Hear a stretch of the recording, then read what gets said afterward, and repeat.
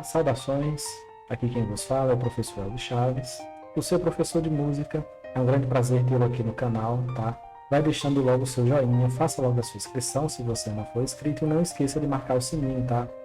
Bem, no vídeo de hoje nós vamos falar um pouquinho, tá, sobre um texto que foi publicado no meu blog que fala sobre condições ideais para se aprender música, tá?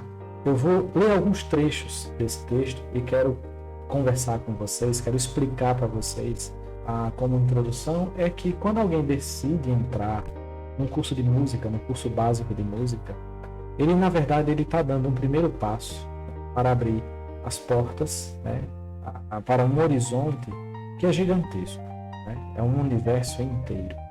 E quando a gente usa a palavra universo aqui, não é exagero. O universo realmente é muito grande. Você pensa logo na infinitude que a palavra universo representa. Então você está adentrando numa área do conhecimento humano que é muito abrangente, né? Abrange culturas, abrange costumes e uma própria ciência, né? Como a ciência musical, que também é uma arte. Bem, destacando aqui alguns pontos do nosso texto, o que é que eu quero mostrar para vocês? Bem, o nosso texto diz o seguinte: quando decidimos aprender a tocar um instrumento musical, temos que tomar algumas decisões que nos parecem complicadas. Entretanto, estamos adentrando em uma área do conhecimento que, com calouros, desconhecemos. Então, para a formação de um músico tecladista, amador, profissional ou de qualquer outro instrumentista, tá? São necessários alguns pré-requisitos básicos. E eu vou apresentar para vocês pelo menos 9, tá? Pelo menos 9 pré-requisitos que eu vou apresentar agora para vocês. E isso é passado não só agora, tá? Mas é demonstrado também durante as nossas aulas. Esse texto ele é colocado à disposição dos alunos também, né? E vocês estão tendo o privilégio de discutir um pouco, né? Falar um pouco sobre esses pontos. Então, quais são os pré-requisitos básicos para formar uma condição ideal, né, para a sua formação musical? Primeira coisa que a gente fala é na vocação. Vocação, cada pessoa traz consigo determinadas aptidões. Ciências exatas, humanas, esportes, poesia, dança e etc. Para a música, costuma-se dizer que fulano tem o ouvido para a música. Isso significa que certa facilidade em distinguir uma nota musical da outra. Ser afinado, ter noção de ritmo, coordenação motora e potencial para desenvolver essas habilidades. Ótimo, isso seria vocação. Ou seja, você é o super-herói, né, da música. Isso é uma habilidade que não é presente em todas as pessoas, assim, na mesma quantidade. Mas em algumas pessoas isso vem de forma abençoada, né? Vem transbordante. Não basta apenas ter vocação. Você precisa o quê? Você precisa querer aprender também. Por quê? Que é preciso que o aprendiz queira aprender realmente. Seja interessado e se esforce. Quantas pessoas conhecemos que têm verdadeira vocação para medicina, engenharia, por exemplo, mas elas não são persistentes o suficientes para completar seus estudos. E com a música isso não é muito diferente. Então, muitas pessoas começam ou no curso presencial ou num curso virtual, elas entram, pagam, se matriculam, e às vezes tem até potencial, tem vocação, né? Mas, sei lá, ficam no meio do caminho. E vocês vão entender isso.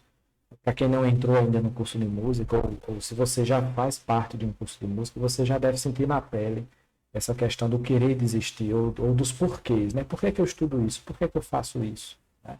Mas, enfim, é que essa combinação de ter vocação e não querer estudar, não querer aprender, só pelo fato de você confiar na sua vocação, isso já é um grande pré-requisito para que você não consiga se formar como músico. Outra coisa muito importante, um segundo ponto seria ter um bom mestre, um bom professor, né?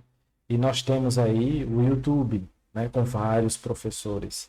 Isso é muito bom, mas olhando como professor, às vezes eu me deparo com muitos problemas em relação a isso. O professor é a peça fundamental do processo de formação musical e de qualquer outro processo de ensino e aprendizagem. Ele será a fonte do conhecimento e dos exemplos práticos, responsável pelos exercícios, dicas e técnicas. E isso tem mudado ultimamente, né? Hoje o professor ele não é a única fonte do conhecimento musical, tá? Hoje nós temos o mundo inteiro na telinha, pela internet, né?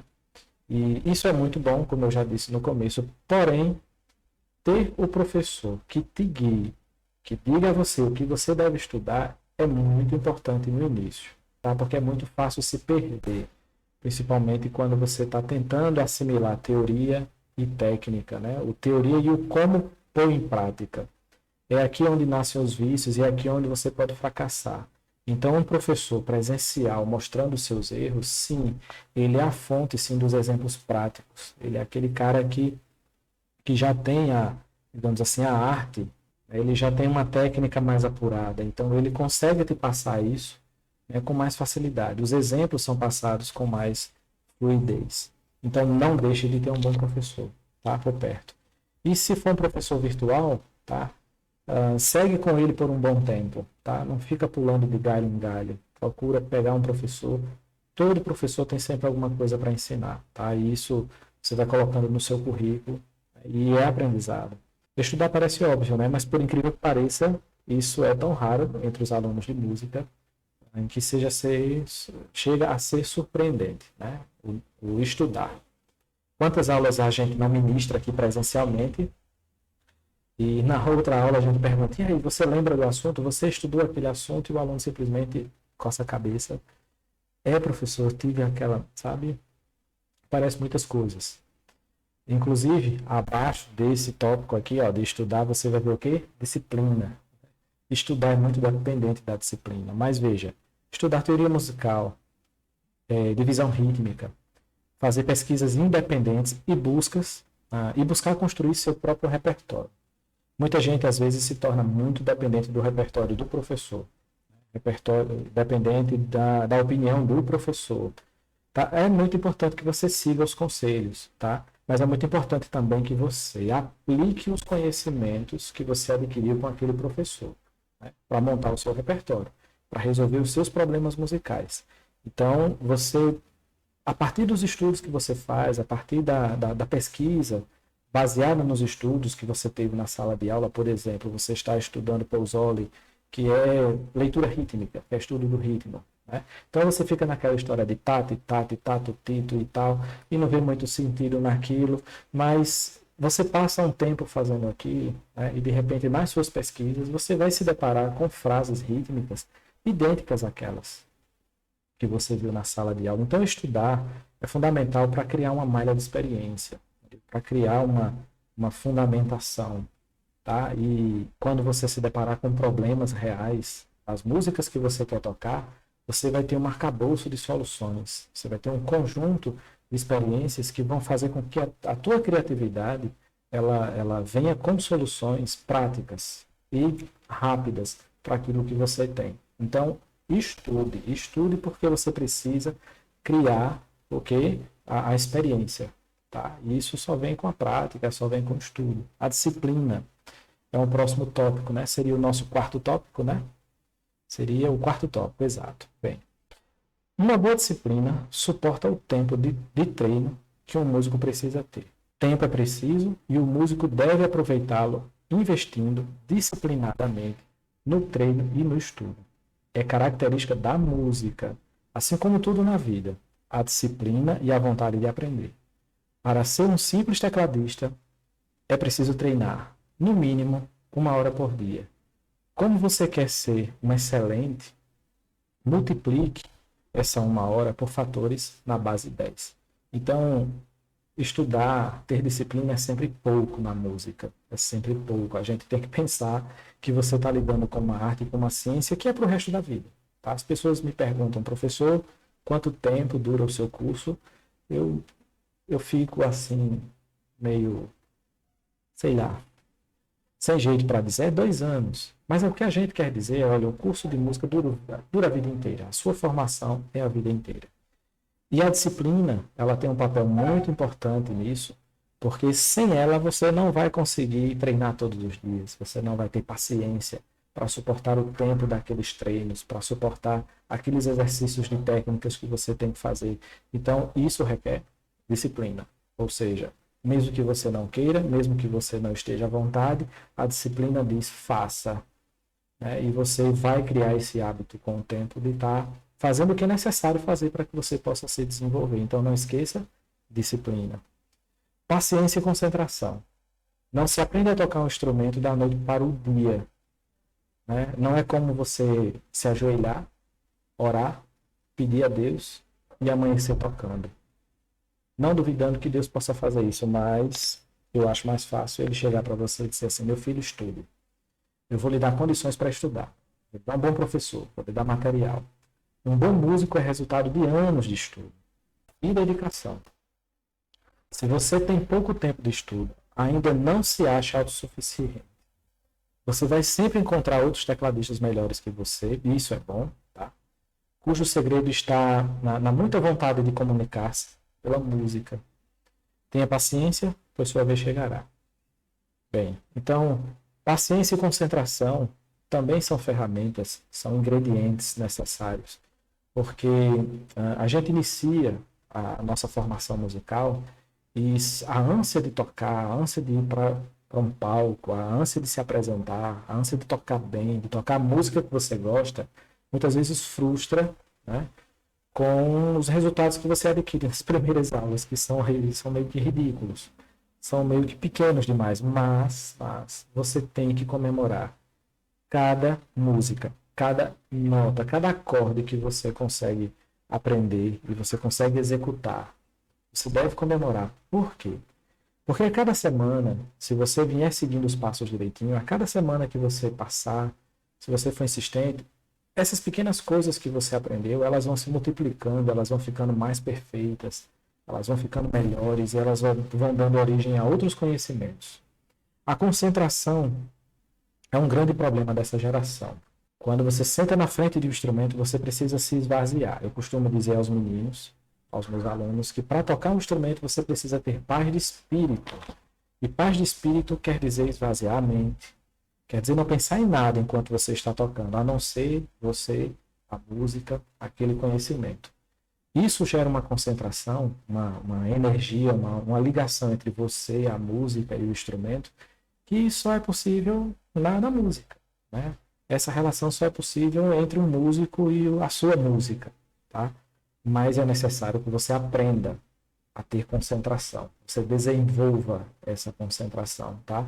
Concentração é algo que a gente treina, entendeu? Então, se você é uma daquelas pessoas que já tocam há muitos anos, eu só toco errando, talvez um dos problemas seja a falta de espírito, a falta de paz, de espírito na hora de tocar.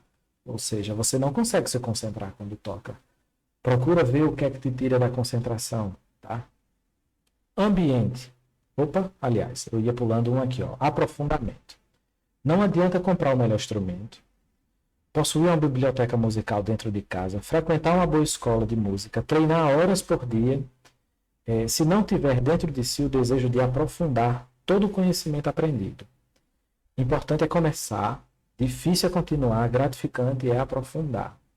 Então, você precisa entender que as 4 propriedades do som, por exemplo, que a gente ensina aqui, que a gente passa nos cursos, sei lá, você vê lá, as 4 propriedades do som: altura, duração, intensidade e timbre.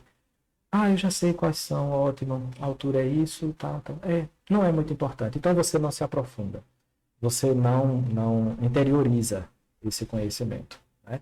E acaba caindo na armadilha de achar que isso não é utilizado todos os dias, de que você não... e que é alguma coisa que você não vai utilizar na hora que você está tocando. Né? Quando, na verdade, as 4 propriedades do som, por exemplo, tá? Elas são usadas o tempo inteiro, principalmente a intensidade. A intensidade, que é a propriedade do som ser mais forte ou mais fraco. Você senta na frente de um instrumento que possui sensibilidade, um piano, por exemplo, você não pode tocar de todo jeito, porque há trechos que você tem que tocar mais forte, há trechos que você tem que tocar mais fraco. Isso é intensidade. E a intensidade, ela gera dinâmica, e a dinâmica é uma ciência dentro da música, e você não quer se aprofundar. Um aprofundamento também é necessário. Você olhar para o simples, né, e tentar mergulhar, e usar esse simples como uma porta de entrada para algo mais profundo. É aí onde você vai começar a descobrir os segredos daquelas pessoas que tocam muito bem, daquelas pessoas que servem para você como ídolos. O ambiente, um ambiente tranquilo e acolhedor, longe de qualquer barulho e conversa.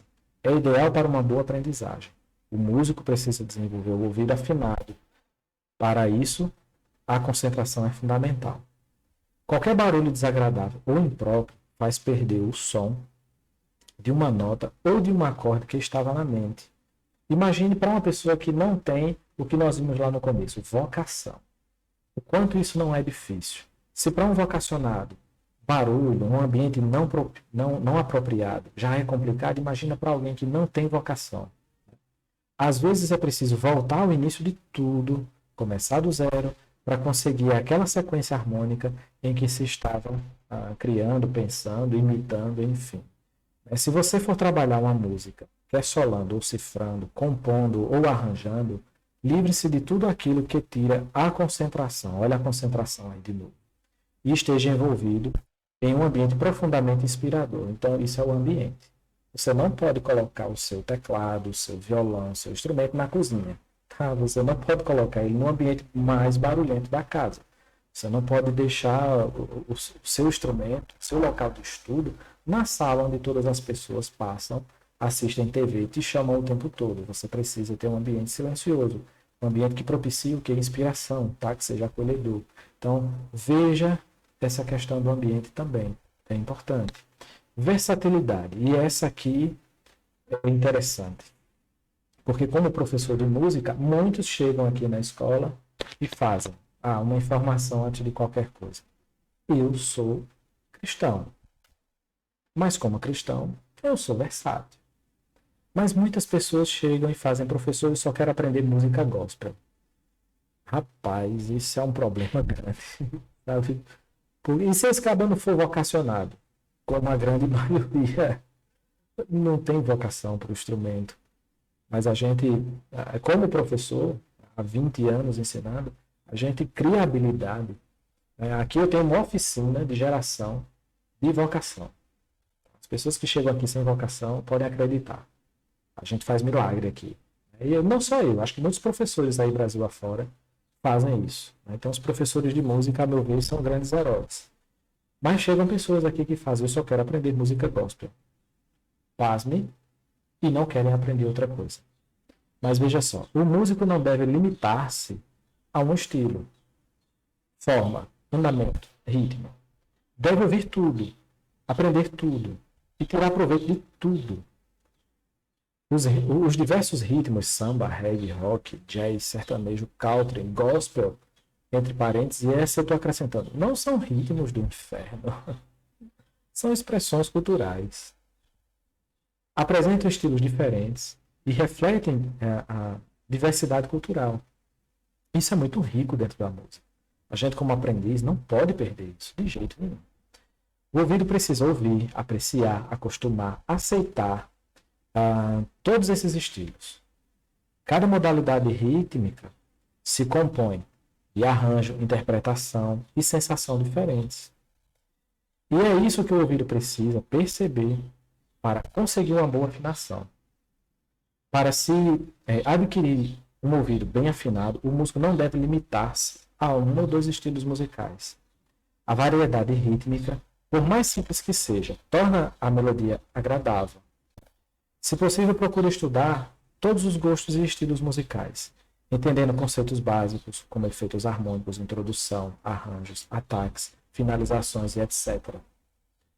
Então, é muito limitante, não só para você, mas também para os professores que vão lidar com os alunos, trabalhar apenas com o estilo musical, apenas com o tipo de melodia, apenas com o tipo de música, apenas com, sei lá, uma sequência X de acordes.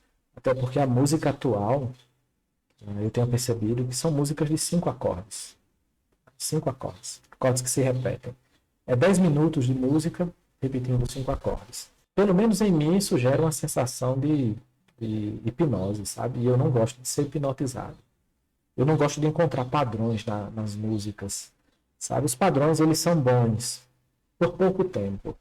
Mas aí precisa entrar a diversidade. Precisa entrar algo diferente.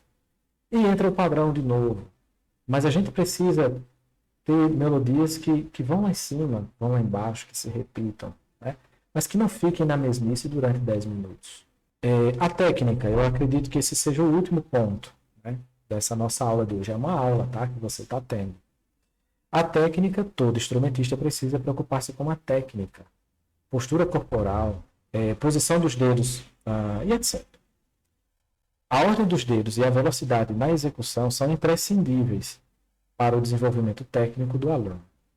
Tocar ou prender teclas de qualquer maneira solidificam o quê?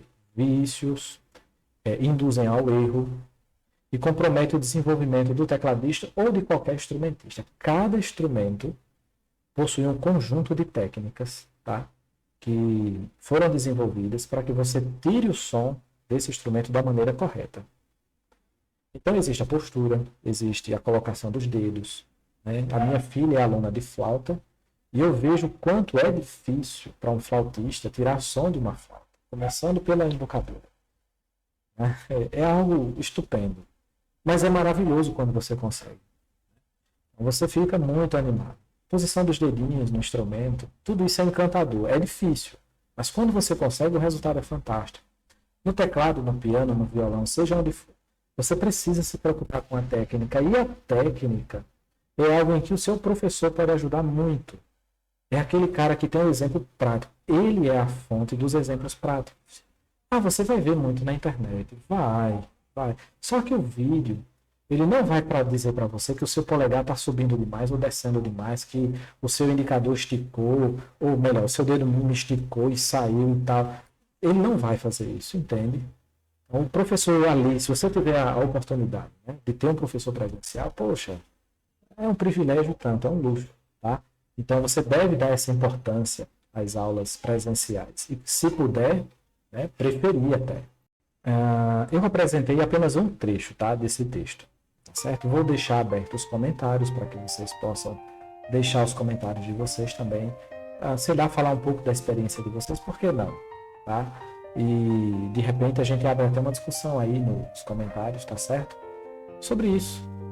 Vocês contando aí como foi que o seu professor ajudou, ou como foi que você sozinho conseguiu descobrir, tá? Se alguma dessas coisas está presente na sua formação, tá? Eu gostaria de ler um pouco sobre a experiência de vocês, tá certo? O texto continua, tá? Ele vai falar um pouco mais sobre outras coisas referentes a esse assunto, tá? Se você puder, dá uma passadinha lá, ler, deixa o teu comentário também lá no blog, tá certo? Aqui quem vos fala é o professor Elvis Chaves, o seu professor de música, tá? Desejo a todos paz, graça. Não esqueça de deixar o seu joinha lá no vídeo, tá certo? Vai nos ajudar muito